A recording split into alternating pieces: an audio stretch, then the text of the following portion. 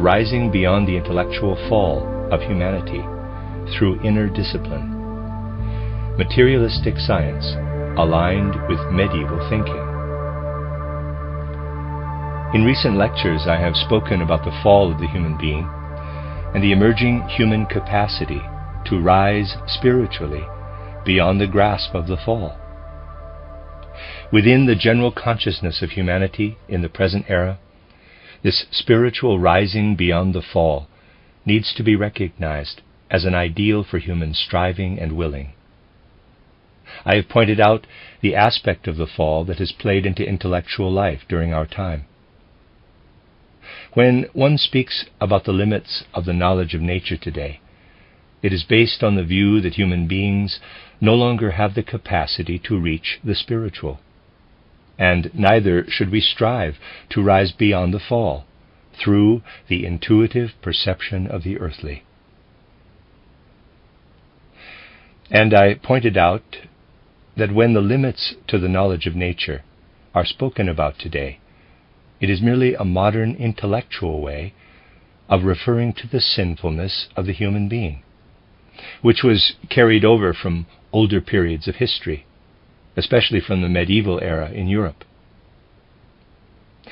Today, I want to indicate that humanity in our epoch cannot fulfill the true goal of Earth evolution if we continue to hold these older views about knowledge and our intellectual development, which are still accepted in the modern era. Popular consciousness today is deeply permeated by the historical legacy of the fall. Intellectualism has already degenerated so significantly that if our acceptance of it remains as it is now, we shall not be able to speak about goals for the future of humanity. Today, it must be our highest priority to acknowledge that deep within the human soul there exist capacities with a potential that far exceeds what can even be imagined in popular consciousness. In order to understand the significance of the forces nascent in the human soul, we have to understand the nature of contemporary consciousness. Modern consciousness originated, on the one hand, out of a particular view of human thinking, and on the other hand, out of a specific notion about the human will. Human feeling lies in between these two, and we observe our feeling whenever we perceive either human thinking or human willing. Human beings today use thinking to understand the full scope of the world of nature, and the world of humanity, too, at least as far as one uses the art of thinking in the way it is applied to the natural realm. Human beings are taught to think in the way that thinking is applied to the natural sciences. We also examine social life with the kind of thinking we use today in the natural sciences. Many people believe that the thinking used in the study of nature is impartial and unprejudiced. We often hear about the absence of preconceptions in scientific investigations. But I have often emphasized that the presumed objectivity of science is not very advanced. The kind of thinking currently used by the scientist during scientific investigations, which is also the kind of thinking used by ordinary human beings to conduct their lives, is an outgrowth of a much earlier kind of thinking. Specifically, modern thinking has developed out of medieval European thinking. Moreover, what is said today by the critics of medieval thinking is itself a product of the method of thinking that emerged during the medieval era. An essential characteristic of medieval thinking that has carried over into contemporary thinking is the presumption that thinking can be observed only as it is applied to the phenomena of the natural world, that the thinking process itself cannot be observed. And there is no basis for contemplating the scope or potential of human thinking. No notice is taken of the thinking process itself, or of the inwardly living quality of thinking. our lack of awareness of the living nature of thinking, is a natural consequence of the observations that I have just presented. The thoughts that modern human beings have about nature are actually corpses of thoughts. When we reflect about the realm of nature, we are thinking dead thoughts, because the living aspect of these corpses of thoughts was present in the pre-earthly existence of the human being. The thoughts that we now develop about the natural world, and also about human life, are dead thoughts. However, these thoughts were once living thoughts in our pre-earthly existence. In our pre-earthly existence, before we descended into our physical earthly incarnation, the abstract dead thoughts which we develop on earth, according to the custom of our time, were living elemental beings. In pre-earthly existence, we experienced these thoughts as living beings, just as we here on earth experience life within our own blood. Here during earth existence, these thoughts die and become abstract. As long as we continue as we are today and use our thinking only to observe external nature, our thinking will focus on dead thoughts. As soon as we look within ourselves and allow what is living to reveal itself to us, then it also works further within us, albeit unconsciously in comparison to our ordinary consciousness. But the living aspect of thinking that was part of our pre-earthly existence reaches into us and continues to work within us. The forces of these living thoughts are those that we possess by virtue of the forming of our physical organism for our earthly incarnation. The forces of the living thoughts residing in our pre-earthly existence cause us to grow and form our internal organs. When, for example, theoreticians speak about thinking, they are speaking about dead thoughts. If they wish to speak about the true nature of thinking and not about dead thinking, they would have to acknowledge that they must look within themselves, and in their innermost being take note that thinking is not something that begins at the birth or the conception of the human being. They would have to recognize that the inner activity of thinking is a continuation of a living pre-earthly thinking. When we observe the very young child living in a dreamlike, sleepy state, parenthesis, for the time being, I do not wish to speak about the child's life within the mother's womb, close parenthesis. And if we are able to understand what is really happening within the child, then we recognize that the living powers of pre-earthly existence are still active within. Then we can see that the very young child remains in a dreamy, sleepy existence for a time, and only later begins to have specific thoughts. That is actually so. For in the first period of life, in which the young child dozes dreamily, the entire organism is seized by thoughts. As the organism becomes more fully grounded in itself, thoughts no longer are held within the solid and watery aspects of the organism. Rather, thoughts find expression in the formative qualities of air and warmth. So we can say that in the very young child, all four elements, earth, water, air, and fire, are imbued with thoughts. During later development, thoughts are grasped by the formative elements of air and fire. As we mature, the power of thinking is brought into the fully developed breath and warmth-generating processes that permeate our body. Thus the power of thinking moves from the more solid aspects of the physical organism into the fleeting, lighter, airier parts of the body. That is how thinking obtained its independent element, which accompanies us during our life between birth and death. When we are asleep, that is, when the power of thinking that is achieved on earth weakens and is less likely to be directed into the warmth and air of the physical organism, the pre-earthly power of thinking reasserts itself. Only after you go further and achieve a true contemplation of the inner self will it become clear to you what the true nature of thinking is. Theories of knowledge are nothing more than abstractions. When you really look closely at this process, you will have to acknowledge that if you examine closely the conceptual and thinking processes, pre-earthly existence will reveal itself everywhere you look. In contrast to what I have just described, medieval thinking, which still wields influence today, was forbidden to admit the possibility of pre-earthly existence. The pre-existence of the human being was declared to be heresy.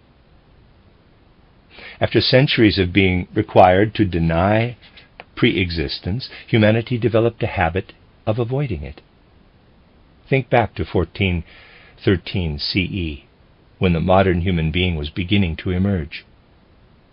Humanity, in Western societies, had become accustomed to avoiding the possibility of pre-earthly existence.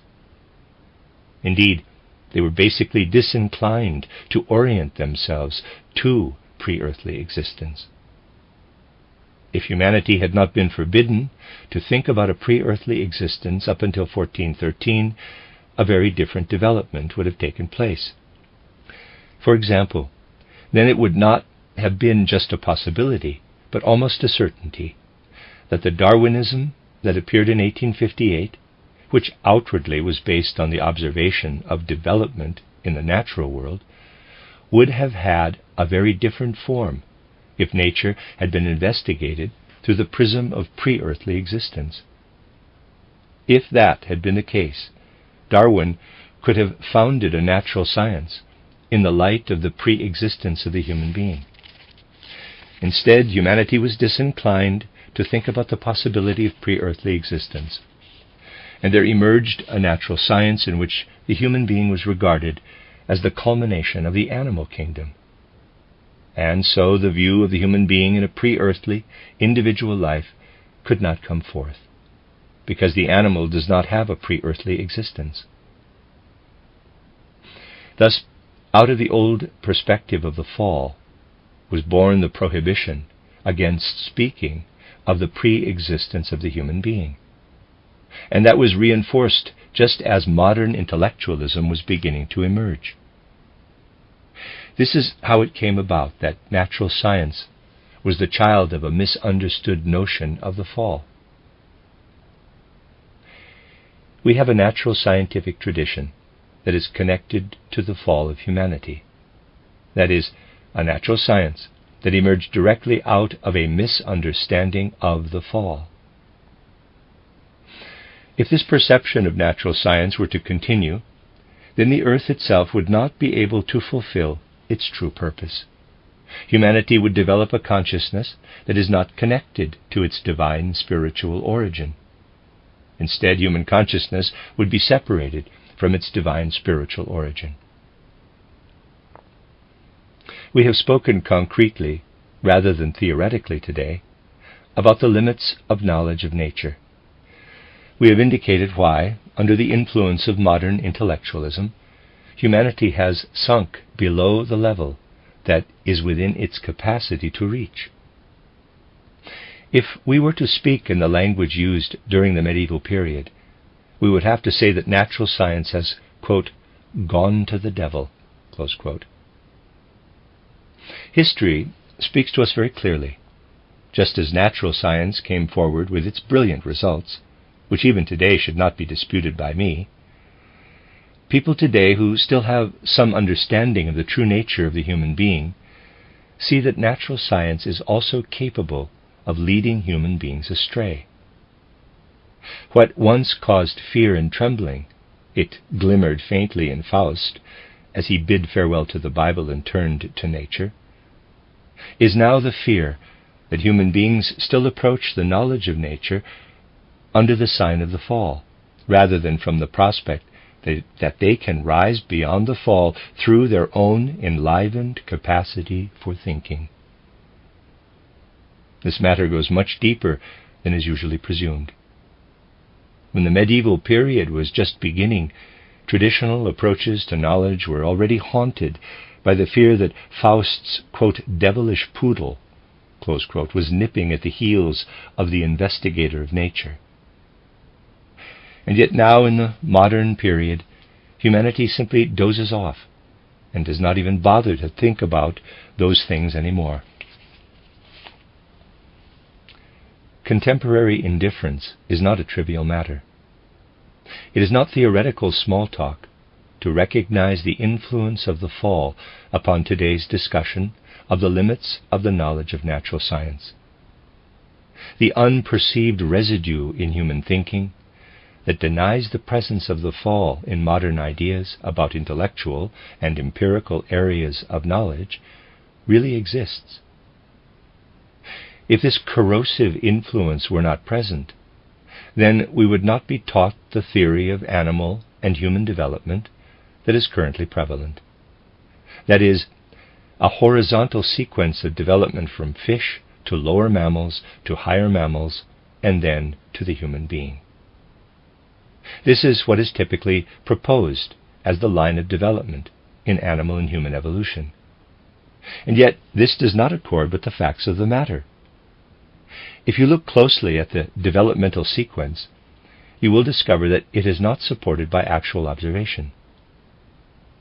The research carried out in the natural sciences today is remarkable, but what the scientists say about the research is not correct.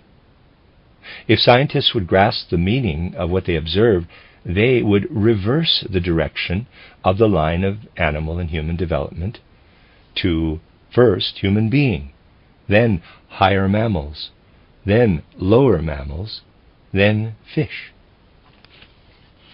Parenthesis, with this, I am obviously leaving out some details, close parenthesis. In this sequence, you go from a time in which developmental stages begin with the human being, proceeding through higher mammals, lower mammals, and fish, to a point of origin in which every animal is still spiritual. Here you see that the human being is a direct descendant of higher spiritual beings, and will continue to take on greater and greater similarities to higher spiritual beings. Likewise, the lower animal beings also have their origins from higher spirituality, but as lower beings, they have not assumed higher spiritual natures. We would have received accurate interpretations of these facts if the recognition of human pre-existence, that is, the acknowledgement of pre-earthly life, had not been suppressed. Thus other human modes of thinking could have been used, and a mind like Darwin's, who could have arrived at an accurate understanding of the evolutionary sequence, had to fall short of a correct interpretation because of a misguided habit of thinking rather than because of the results of his investigations. It also would have been possible to reach an accurate interpretation if Goethe's theory of metamorphosis had been extended correctly. I have always pointed out that Goethe got, in quotes, stuck in the development of his theory of metamorphosis. We just have to observe objectively how Goethe viewed the matter. With regard to plants, Goethe observed their development very carefully and arrived at his archetypal plant form, Urpflanze. But when it came to the human being, and he tried to articulate the metamorphosis of human bones, he felt stymied and simply could go no further. Take, for example, Goethe's brief notation about the morphology of the human skeleton. By examining a broken sheep's skull in Venice, it occurred to him that the skull was a transformed vertebra, but he never went any further than this. Elsewhere, I drew attention to a note I found in Goethe's papers when I was working in the Goethe archive in Weimar. Goethe suggested that the human brain is a transformation of the ganglia in the spinal cord. Again, he took the matter no further. This sentence was written in pencil in one of his notebooks. One can see that Goethe had drawn a line through the latter part of the sentence. He was dissatisfied with what he had written and wanted to investigate further. Scientific research at that time was not sufficiently advanced to be helpful. In our day, research enables us to take a position on this question. Ever since the earliest studies of embryology, there has never been any indication that the form of the human skull could have arisen out of the vertebra.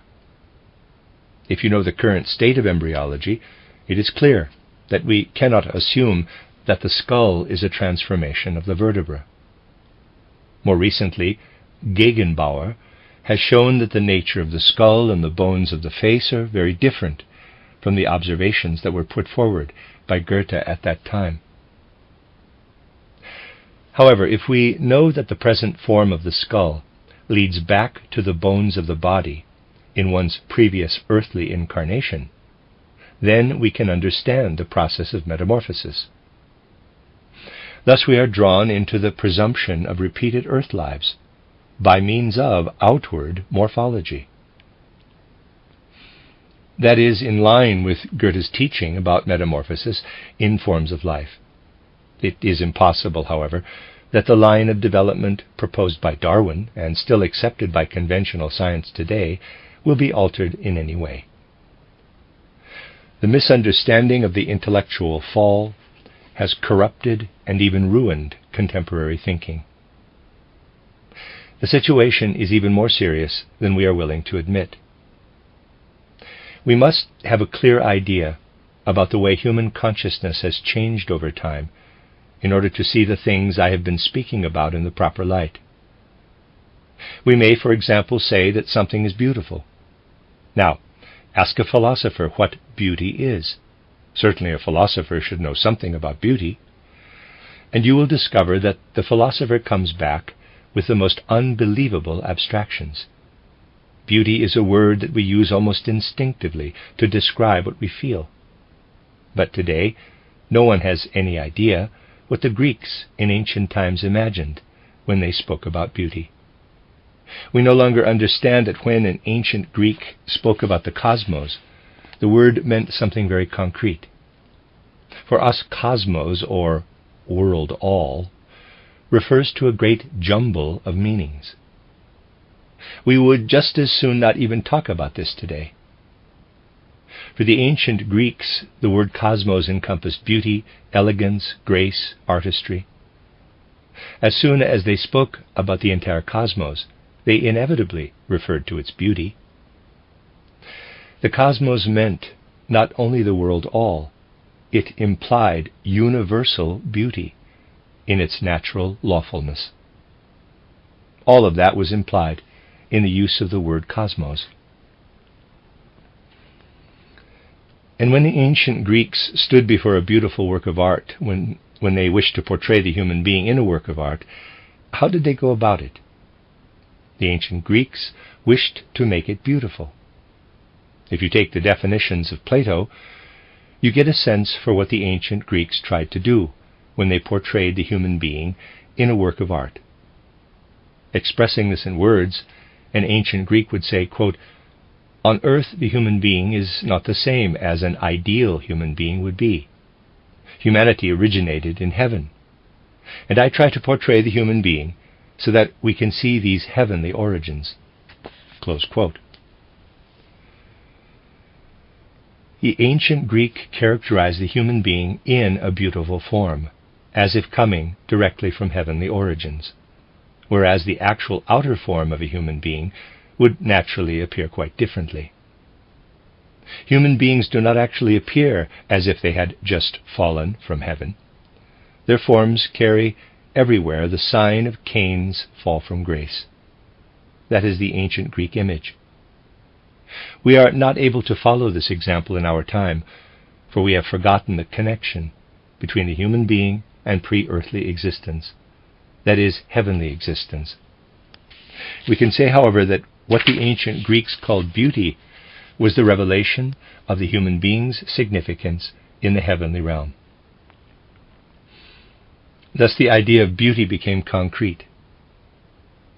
With us, however, beauty is only an abstraction. There has been an interesting debate between two modern philosophers of aesthetics, Friedrich Theodor Fischer, a very intelligent man, who wrote a very important book on aesthetics in the context of our time, and the formalist, Robert Zimmermann, who wrote another work on aesthetics. Fischer defined beauty as the revelation of the idea, or ideal, in material form. Zimmermann defined beauty as the consistency, or the harmony of the parts in relation to the whole form. Thus for Fischer the substance was the most important aspect, and for Zimmermann the form took precedence over substance. When someone says that beauty is an idea that manifests itself in a material form, what does that tell you about an idea? First of all, you have to know what an idea is. Using the corpses of thoughts that people think are ideas today, this definition leads nowhere. But it meant something when an ancient Greek defined a beautiful human being by saying that a beautiful human being is one whose human form embodies the idealized form of one of the gods. A definition like this gives you something concrete that you can try to understand. It is important that we become aware that human consciousness and the constitution of the soul have changed over the course of time. In the modern era, people believe that the ancient Greeks thought in the same way that we do now. Histories of Greek philosophy written in the 19th and 20th centuries make this very clear. For example, the history of Greek philosophy, written by Edward Seller, is considered to be an outstanding scholarly work of the mid-19th century, and it is also highly respected in the 20th century. Seller's History of Greek Philosophy gives us the impression that Plato never taught at the Platonic Academy. Rather, he had a chair in the Berlin University in the 19th century, just as Seller himself did. As soon as we grasp thoughts concretely, we see how impossible it would have been for Plato to teach in a 19th century university such as the one in Berlin. Nevertheless, what Seller carried over from Plato's work is translated into concepts of the 19th century, and its approach has no feeling for the necessity that we must go back and recapture the sole constitution of a different era if we really want to understand Plato. When we develop a consciousness for the way in which the soul constitution changes over time, then we shall not find it absurd to discover that with respect to our thinking today about nature and the human being, we have succumbed completely to an intellectual fall.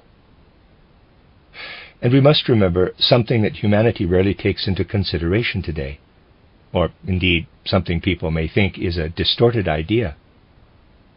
In today's theoretically oriented knowledge, a way of thinking that is accepted even in the remotest villages, something lives that can be redeemed only through Christ. We have to understand Christianity if we are to begin to grasp this. Now, if we expect that a modern scientist should understand that his thinking must be redeemed by Christ, then the scientist would shake his head and say, quote, "The deed of Christ may be responsible for many things that have occurred in the world, but to expect me to say that Christ can redeem natural science from an intellectual fall is not something that I can allow." Close quote. But even when theologians write natural scientific books, as has often occurred in the 19th and 20th centuries, one has written about ants, another about the brain, and so forth, these books also need to be written out of an understanding of a true Christology. The scientific books by theologians, incidentally, are often excellent, even better than those written by natural scientists, because the theologians are able to write in a more accessible way. Nevertheless, today we need, especially in intellectual disciplines, a rising beyond, an overcoming of the prevailing widespread intellectual fall. Thus, we see that intellectualism has been contaminated through a misunderstood consciousness of an intellectual fall. But not because a fall has actually occurred. Rather, out of a misunderstood consciousness of an intellectual fall. For a misunderstood consciousness of the fall necessitates placing Christ as a higher being in the middle point of the earth's development, and from there finding our way beyond the influence of the intellectual fall. We also must discover a deeper understanding of human development in spiritual realms. When we look at medieval scholasticism in the way it is usually done today, even going back as far as Augustine, we cannot expect to gain much from this. It is likely to be unproductive, because we do not see anything beyond the observation that modern natural scientific consciousness has developed further over time. But that view ignores a higher overarching reality and perspective.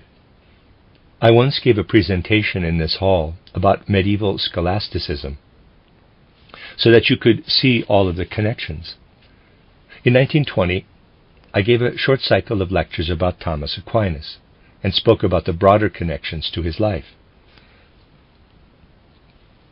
But it is painful to note that within our anthroposophic movement, the implications of the lectures are not understood. The natural sciences today, brilliant as they are not receiving what they need to carry on further.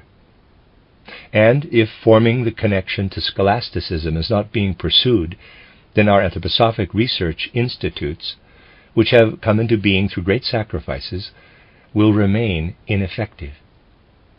The institutes themselves will have to utilize these insights in order to move forward and not fall prey to fruitless polemics about atomism. The natural sciences have come so far in establishing facts that they are striving to abandon the sterile modes of thinking that we see everywhere in natural scientific literature. We know enough about human anatomy and physiology, for example, that if we chose the right method of thinking, it would be possible to grasp the metamorphosis of the form of the head, arising out of the form of the body in an earlier incarnation.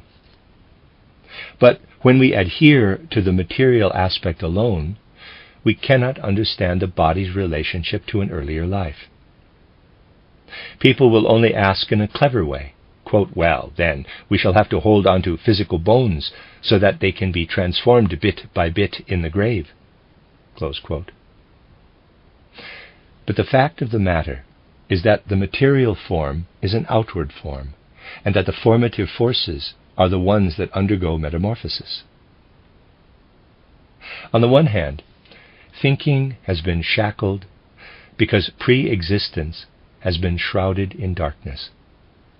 On the other hand, knowledge about life after death can be achieved only through a knowledge that goes beyond sense experience. If a human being rejects the possibility of suprasensory knowledge, then life after death remains an article of faith, the credibility of which is dependent upon authority. A real understanding of thinking processes leads to pre-earthly life. If human beings are not prohibited to think in this way, post-existent life, however, can be known only through higher knowledge that is not bound to sense existence. For this you may use the methods that I have described entitled How to Know Higher Worlds, but this knowledge is rejected in the context of contemporary consciousness. And thus, two factors are working together: the continuing influence of the older prohibition to acknowledge the pre-existent life of the human being, and today's deep aversion to higher suprasensory knowledge. When we bring these two together, then anything to do with a suprasensory realm is assigned to the unknowable, that is, to the realm of belief. That means that the non-material can be only a matter of belief for Christendom and not a matter of knowledge. This situation will never permit any science that wishes to be credible as science to have anything to do with the being of Christ. And this is precisely the state of affairs that exists today.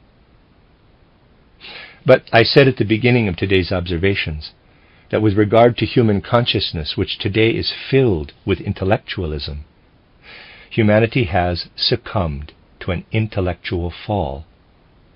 And unless we rise beyond this condition, the purpose of the earth cannot be fulfilled.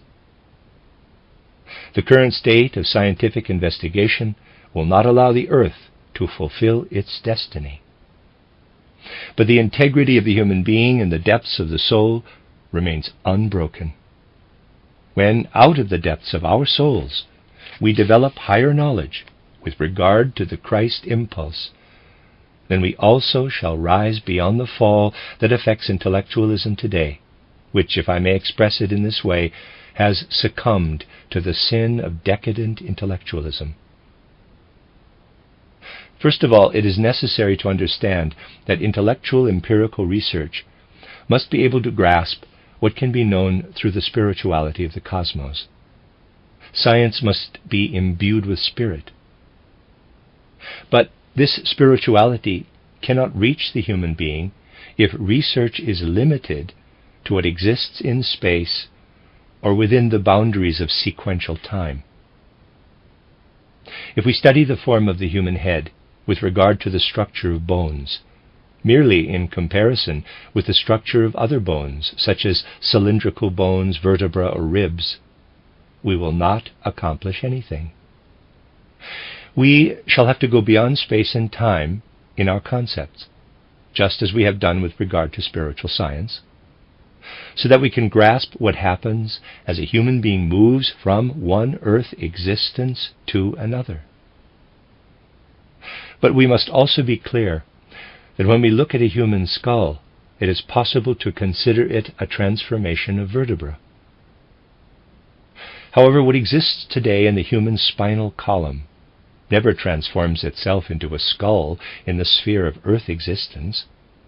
It must first disintegrate and be transformed into the spiritual in order for vertebra to become skull bones in an individual's subsequent earth life. When an instinctively intuitive mind like Goethe's comes along, he recognizes that the form of the skull is the transformed vertebra. But in order to describe how a perception like this becomes a fact, you need spiritual science. Goethe's theory of metamorphosis becomes significant only in the context of spiritual science. That is the reason why Goethe, within his lifetime, remained dissatisfied with several of his observations.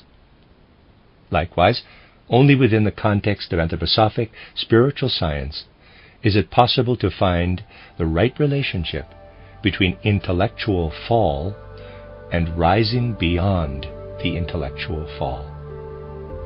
Thus, anthroposophic knowledge is not just observation. It has the capacity to bring living substance into the course of human development.